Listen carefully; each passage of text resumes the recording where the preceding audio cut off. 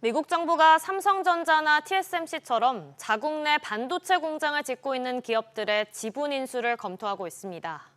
앞서 인텔에 보조금을 주고 지분 10% 인수를 추진했던 것처럼 삼성전자나 SK하이닉스에도 지분을 요구할지 관심이 쏠립니다. 조슬기 기자. 네, 조수익입니다. 칩스법 보조금을 활용해서 반도체 기업의 지분을 확보하겠다는 거죠. 네, 로이터 통신은 현지 시간 19일 트럼프 대통령이 반도체 보조금을 받는 인텔 외 다른 칩 제조업체에 대한 지분 취득을 검토 중이라고 보도했습니다. 현재 미 정부는 인텔에 100억 달러를 투자해 회사 지분 10%를 인수하는 방안을 협의 중인데 이를 삼성전자와 TSMC로 확대 적용하는 걸 검토하겠다는 겁니다. 하워드 러트닉 미 상무장관은 이날 CNBC와의 인터뷰에서 트럼프 대통령은 거래했으면 그만큼의 이익은 당연히 미국이 가져가야 하고 보조금에 대한 지분을 확보해야 한다고 본다고 강조했습니다. 바이든 행정부는 미국에 공장을 짓는 반도체 기업들에 대가 없이 지원금을 주는 방식이었지만 트럼프 행정부는 보조금을 주는 대신 그만큼의 주식을 받겠다는 취지입니다. 이렇게 되면 삼성전자도 비슷한 요구에 직면할 수 있겠네요. 맞습니다. 앞서 바이든 행정부는 인텔에 109억 달러에 달하는 보조금을 주기로 했고 TSMC는 66억 달러의 보조금을 또 삼성전자는 47억 달러를 주기로 합의한 바 있습니다. 경영난을 겪고 있는 인텔과 달리 삼성전자 입장에서 보면 미국 정부의 투자가 필요치 않아 달갑지 않은 상황인데요. 자칫 경영권 간섭 논란만 불거질 수 있습니다. 또 수입 반도체의 최대 300% 품목 관세율을 예고한 상황에서 보조금을 조건으로 한 지분 요구 압박 가능성까지 더해지면서 반도체 기업들의 고심이 커지고 있습니다. SBS 비즈 조수일입니다. 지난 정부에서 청년들의 중장기 자산 형성을 지원하기 위해 청년 도약 계좌를 도입했습니다. 그런데 연 10%에 가까운 금리 혜택을 포기하고 중도에 해지하는 비율이 최근 크게 높아졌는데요. 왜 그런지 취재기자 연결해서 자세히 알아보겠습니다. 김한진 기자. 네, 김한진입니다. 먼저 중도 해지율이 얼마나 높아졌나요? 네, 국회 정무위원회 소속 강민국 의원실이 금융감독원으로부터 제출받은 자료에 따르면 지난달 말 기준 청년 도약계좌 중도 해지 인원은 총 35만 8천 명이었습니다. 신규 개설 누적 인원 225만 명 가운데 약 16%가 납입을 포기한 겁니다. 2023년 말과 비교하면 8%포인트 가까이 뛰어올랐는데요. 특히 납입 금액이 적을수록 중도 해지율이 높았습니다. 납입액이 10만 원 미만인 가입자들의 중도 해지율이 약 40%로 가장 높았고 최대 금액인 70만 원을 내는 경우 중도에 해지하는 비율은 1%도 채 안 됐습니다. 돈을 넣기만 하면 꽤 불어나는 구조인데 왜 중간에 멈추는 걸까요? 네, 청년 도약 계좌는 만 19세에서 34세 청년이 매달 한도 내 저축을 하면 정부가 3에서 6%의 지원금을 지급합니다. 은행 이자와 정부 기여금, 비과세 혜택 등을 일반 적금 금리로 환산하면 최대 9.54%의 금리 효과가 있는데요. 다만 5년 후에야 만기가 돌아온다는 부담에 취업난과 생활비 부담 등까지 맞물리면서 금전저걸로 쪼들리는 상황이 청년들의 납입 포기 요인으로 꼽힙니다. 청년 도약계좌의 이자와 비과세 혜택 등 세제 지원은 오는 12월 31일자로 종료되는데요. 정부는 청년 도약계좌 가입자들에게 청년들이 1년에서 3년 사이 한도 내 적금을 납입하면 만기 때 25%가량을 지원하겠다며 이재명 대통령이 공약으로 내건 청년 미래 적금으로 갈아타는 방안을 검토 중입니다. SBS 비즈 김한진입니다. 이런 가운데 서울에 사는 청년이나 신혼부부 등을 위한 주택 정책인 청년 안심주택이 이름값을 못하고 있다는 지적이 나오고 있습니다. 민간 사업자가 공급하는 일부 단지가 보증보험에 가입돼 있지 않아서 자칫 보증금을 날릴 수도 있기 때문인데요. 류정현 기자. 네, 유정현입니다. 서울시에서 하는 사업인데도 보증보험 가입이 안 된 건가요? 그렇습니다. 청년 안심주택은 서울시가 만 19세에서 39세 사이의 무주택, 대학생, 청년, 신혼부부에게 역세권의 주택을 시세보다 낮게 공급하는 제도입니다. 서울주택도시개발공사 SH가 직접 매입해 공급하는 공공임대, 그리고 민간임대 사업자가 공급하는 민간임대로 나뉩니다. 문제가 발생한 건 이 민간임대 물건들입니다. 잠실 센트럴파크는 지난 2월 시행사가 시공사에 공사대금을 지급하지 않아 법원으로부터 강제 경매 개시 결정을 받았습니다. 이에 따라 세입자들의 보증금 약 240억 원이 경매 절차가 끝날 때까지 묶이는 상황이 벌어졌습니다. 임대사업자가 세입자들의 보증금을 부채 원금 상환 등에 사용한 터라 세입자들이 자칫 보증금을 돌려받지 못할 가능성도 생겨버렸습니다. 현재 청년 안심주택 단지는 서울시 내에 모두 79단지입니다. 이 가운데 14곳 단지의 민간 물량이 보증보험에 가입되지 않은 상태입니다. 지자체가 주관하는 사업인데도 민간 임대업자들이 보험에 들지 않은 이유가 뭔가요? 네, 앞서 말씀드린 잠실 센트럴파크는 임대사업자가 국세를 체납해 보증보험 가입이 반려됐습니다. 지자체에서 두 차례나 가입이행을 요구했지만 소용이 없었고 결국 지난 6월 서울시가 송파구에 임대사업자 등록 말소를 요청했습니다. 도봉구 에드가 쌍문단지는 임대사업자가 재정이 열악하다는 이유로 보증보험에 가입하지 않았습니다. 현행법상 민간임대사업자는 보증보험에 의무적으로 가입해야 합니다. 하지만 이를 지키지 않을 경우 과태료 처분에 그치고 있어 이행하지 않는 경우도 종종 발생하는 상황입니다. SBS 비즈 유정현입니다. 최근 가뜩이나 대출받기가 어렵다 보니 금융당국이 우회 대출을 잔뜩 경계하는 분위기입니다. 전세자금 역시 빌려서 다른 곳에 쓰면 안 되는데도 전세대출 사기가 끊이질 않자 금융당국이 관리 감독을 강화하기로 했습니다. 한 달 내 이유 없이 전입을 하지 않으면 수사 대상에 포함될 수도 있어 주의가 필요합니다. 최나리 기자. 네, 최나리입니다. 어떻게 강화되나요? 네, 한국주택금융공사가 최근 전세자금 보증 부정대출자의 고발 대상을 확대했습니다. 전세자금을 빌리려면 주택금융공사 등의 보증서가 필요한데요. 타인과 중복되는 전세계약 기간에 보증을 이용한 것으로 추정되면 고발 대상이 될 수 있고요. 청년 맞춤형 보증을 이용했는데 대출 실행 1개월 이내에 전입하지 않고 관련 사유서도 내지 않으면 고발될 수 있습니다. 기존에는 아예 전입 신고를 하지 않았거나 3개월 내 전출한 경우 등만 해당됐는데 이번에 두 위험군이 새로 포함된 겁니다. 그러니까 가짜 전세를 가린다는 거죠? 네, 이상 징후가 포착되면 수사를 받거나 고발 고소가 이루어지게 됩니다. 주택금융공사는 이번 개정과 함께 고발 수사의뢰 심의위원회를 신설했습니다. 형법, 형사소송법 외부 전문가 3인을 포함시킨 점이 눈에 띕니다. 이 같은 움직임은 최근 감사원의 부정대출 적발에 따른 조치로 보입니다.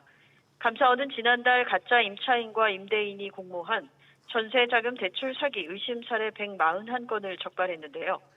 당시 주택금융공사의 고발 규정 조치가 제대로 작동하지 않아 문제가 됐습니다. 앞서 2023년에도 청년 맞춤형 전월세 대출 심사 빈틈을 이용해 수십억을 가로챈 일당이 잡히기도 했습니다.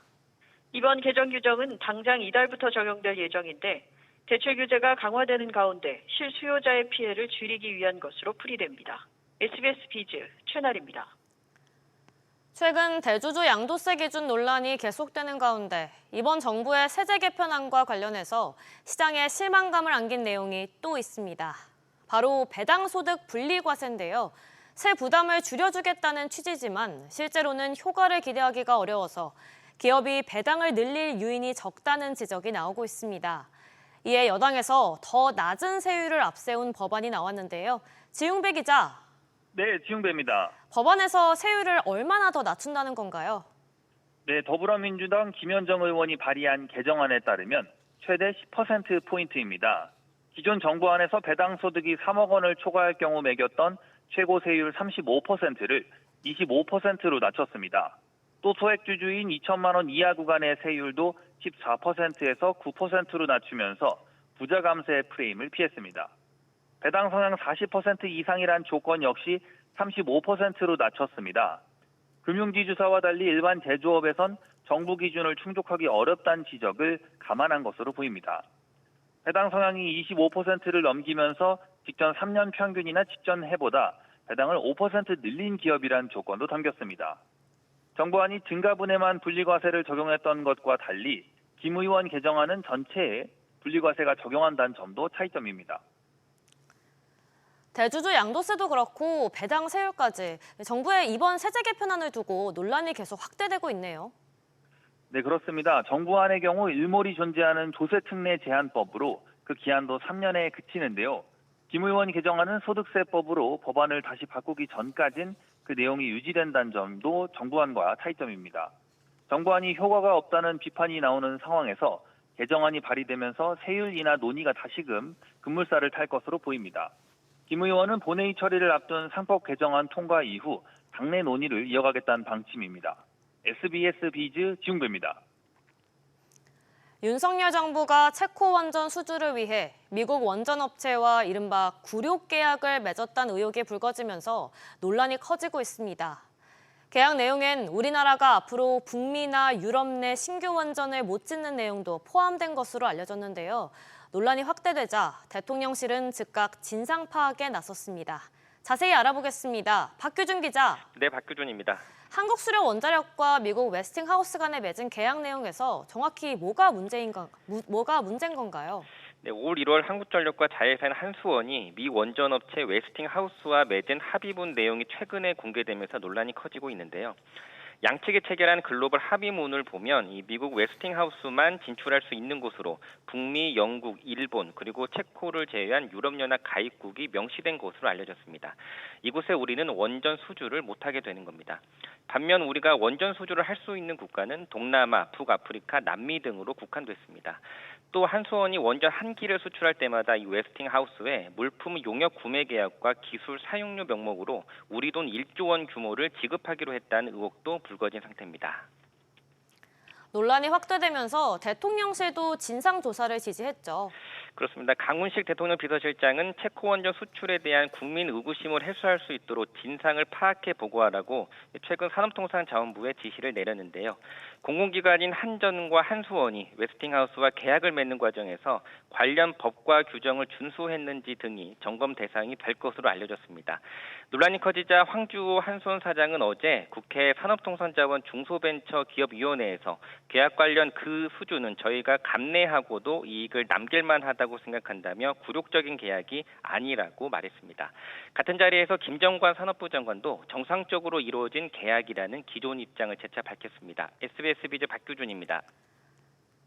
이처럼 K원전의 불공정 계약 논란이 커지면서 올 들어 국내 증시를 이끌었던 원전주들도 직격탄을 맞았습니다. 상반기 주도 섹터로 부상하면서 자산 운용사들이 어제 ETF 2종을 출시했지만 이틀째 폭락 중입니다. 이민우 기자. 네, 이민우입니다. 지금 상장 첫날에 이어 오전에도 떨어지고 있죠. 네, 오전 11시 20분 기준 어제 상장한 타이거 코리아 원자력 ETF, 소울 한국 원자력 SMR ETF가 각각 8.2%, 7.6% 떨어진 채 거래되고 있습니다.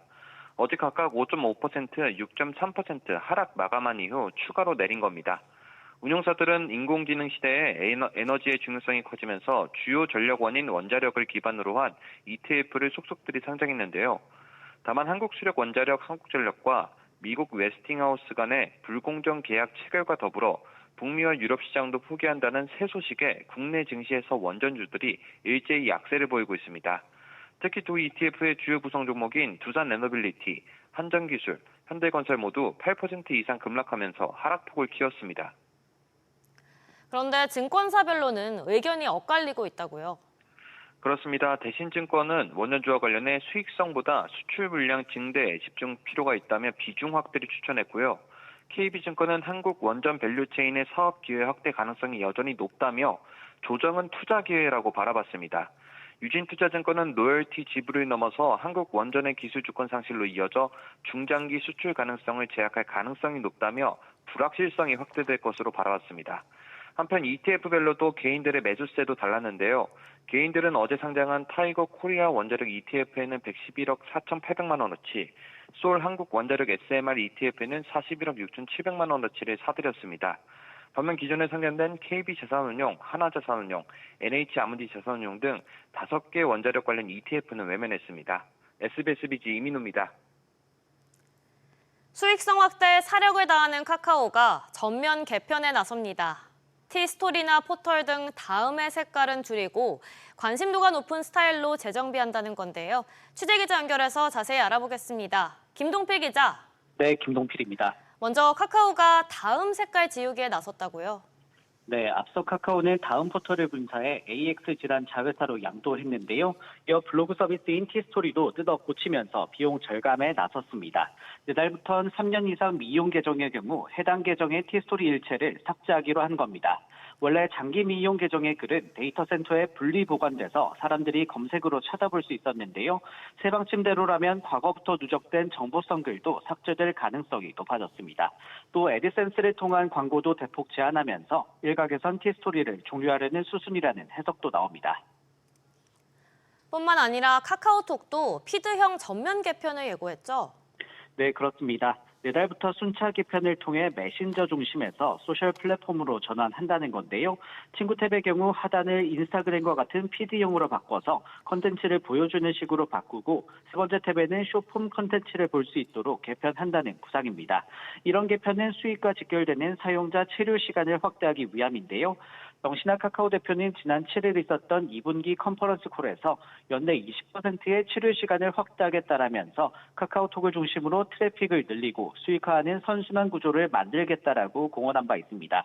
카카오 관계자는 구체적인 변경 내용은 정해진 건 없다라면서도 업데이트 때 공개될 것이라고 전했습니다. SBS 비즈 김동필입니다. 은행과 같은 서비스 제공에 나섰던 카드사들이 잇따라 사업 종료에 나서고 있습니다. 경쟁에 밀려서인데요. 결국 KB국민카드도 해외 송금 서비스를 접기로 했습니다. 취재기자 연결해서 자세히 알아보겠습니다. 오서영 기자. 네, 오서영입니다. 이 서비스가 언제부터 종료되나요? 네, 10월 1일부로 종료됩니다. KB국민카드는 KB페이 해외 송금 서비스를 9월 30일까지 이용 가능하다고 밝혔습니다. 이때까지 접수된 신청건은 모두 예정대로 처리되는데요. 이 서비스는 대한민국 국민뿐 아니라 국내 거주 외국인도 이용해 왔습니다. 송금 국가는 중국, 싱가포르, 베트남, 태국, 말레이시아, 독일, 스페인 등 총 14개 국가인데요. 100만 원 이하 송금 수수료는 3,000원, 초과하면 5,000원 수준으로 부과해 왔습니다. 이번 종료에 대해 국민카드는 서비스 이용 활성화에 어려움이 있어 중단한다며 또 다른 기회로 삼아 고객 서비스 발굴 노력을 계속하겠다고 밝혔습니다. 그런데 국민카드만 이 서비스를 접은 게 아니라고요? 네, 그렇습니다. 가장 최근에는 지난해 초 우리카드가 같은 서비스를 종료했습니다.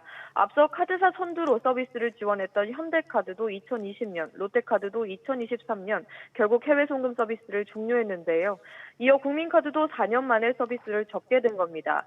여력이 되는 은행들을 보면 VIP 고객 대상으로 외환 송금 서비스 수수료 면제 혜택 등을 제공하고 있는데요. 이런 은행들과 경쟁해야 하는 상황에서 이용 수요가 떨어지다 보니 이같이 결정한 것으로 풀이됩니다. 이 가운데 4대 카드사 중 한 곳인 신한카드는 올해 2월 새롭게 시장에 뛰어들었는데요. 수수료는 4,000원으로 설정했습니다. 다만 은행과 차별화해 서비스를 지속해 나갈 수 있을지는 지켜봐야 할 것으로 보입니다. SBS 비즈 오서영입니다. 대기업에서 일정 성과를 낸 직원에게 자사주를 주는 제도 중에 주식 지급 약정, RSU가 있습니다. 그런데 아모레퍼시픽 등이 총수에게도 RSU를 적용해서 공정거래위원회의 감시망에 올랐는데요. 이 때문인지 서경배 아모레퍼시픽 회장이 주식 수령을 포기한 것으로 나타났습니다. 이광호 기자. 네, 이광호입니다. 일단 서 회장도 RSU 대상이었다고요? 그렇습니다. 다만 실제로 서경배 회장이 RSU로 받은 주식이 많지는 않습니다. 서 회장은 아모레퍼시픽 홀딩스와 아모레퍼시픽 두 곳으로부터 받기로 한 주식 대부분을 포기했습니다. 회사가 최근에 공시한 내용들을 종합하면 서 회장은 지난해 부여됐던 홀딩스 주식 8천여 주와 아모레 주식 5천여 주를 모두 받지 않기로 했습니다. 아모레퍼시픽의 RSU가 도입된 뒤 누적으로 보면 서 회장은 현재 주가 기준으로 모두 16억 원 상당의 주식을 받기로 약정했지만 실제로는 홀딩스 주식 18,000여 주 가운데 약 1,700주, 아모레퍼시픽 주식은 9,200여 주 중 75주만 수령했습니다. 공정위의 시선과 연관이 있을까요? 연관이 있어 보입니다. 공정거래위원회는 매년 하반기 대기업 집단의 주식 소유 현황을 발표하는데요. 지난해 처음으로 총수 일가의 주식 보상 현황도 공개했습니다. 이에 따르면 총수가 RSU를 받는 기업은 3곳으로 집계됐는데 아모레퍼시픽도 포함되어 있었습니다. 공정위는 혹시 이 제도가 총수 일가의 지배력 강화로 쓰이지 않는지 살펴보겠다고도 밝힌 바 있습니다. 아모레퍼시픽은 이에 대해 수령 포기는 개인의 결정이라 회사 차원에서 확인하기 어렵다면서도 실제 약정된 주식이 전체 지분에 큰 영향을 미칠 정도는 아니라고 설명했습니다. SBS 비즈 이광호입니다. 최근 산업 현장에서 연이은 중대 사고가 발생하면서 정부가 잇따라 후속 대책을 내놓고 있는데요. 이번에는 중대재해를 낸 기업의 공공입찰 참여를 아예 막는 방안까지 나왔습니다. 자세한 내용은 취재기자 연결해서 알아보겠습니다. 정윤영 기자. 네, 정윤영입니다. 계약 과정에서부터 안전관리 체계를 강화한다고요? 네, 안전사고 발생 가능성이 높은 사업은 안전 분야에 대한 기술 인증이나 전문 인력 등을 갖춘 기업에 한해 계약 수주를 허용할 계획입니다. 또 낙찰자 선정 단계에서 안전평가를 강화하는데요. 중대재해 위반 항목에 대한 감점을 신설하고 원래 가점대로 운영하던 안전평가 항목을 배점대로 전환해 평가의 변별력을 높일 방침입니다. 그동안은 본 점수가 만점에 가까우면 가점의 의미가 없어 안전평가가 실질적인 영향을 미치지 못했습니다. 정부는 이런 내용을 담은 국가계약제도 개선 방안을 오늘 심의 의결하고 계약 법령과 예규는 올해 11월까지 개정을 완료할 계획입니다. 그런데 이런 대책에도 사고를 내는 안전 불감 기업에 대해서는 입찰 참여 자체를 엄격하게 제한한다고요. 네, 현재는 동시에 사망한 근로자 수가 2명 이상이면 최대 2년간 입찰 참가 자격을 제한하고 있는데요. 앞으로는 연간 사망자가 다수 발생할 시에도 참가 자격을 제한하고 제한 기한도 확대할 방침입니다. 반복적인 사고가 발생할 경우 가중처벌도 강화합니다. 또 법인 분할이나 명의 변경을 통해 입찰 참가 자격 제한을 피하는 것을 막기 위해 제재 효력이 승계되도록 하는 법률적 근거도 마련할 예정입니다. 기재부는 향후 고용부와 국토부 등 관계부처, 업계, 전문가 등과 협의해 관련 법률 개정안을 마련할 계획이라고 밝혔습니다. SBS 비즈 정윤영입니다. 지난달 폭염 등의 영향으로 여름철 인기 외식 메뉴인 냉면과 삼계탕의 가격이 올랐습니다. 한국소비자원에 따르면 지난달 서울 지역의 냉면 한 그릇 평균 가격은 약 12,400원으로 한 달 새 154원이 올랐고 유명 냉면집에선 18,000원에 판매되고 있습니다. 같은 기간 삼계탕의 가격도 270원 가까이 인상돼서 18,000원에 육박했고 고명이나 내용물이 추가된 삼계탕은 2만 원을 넘어섰습니다.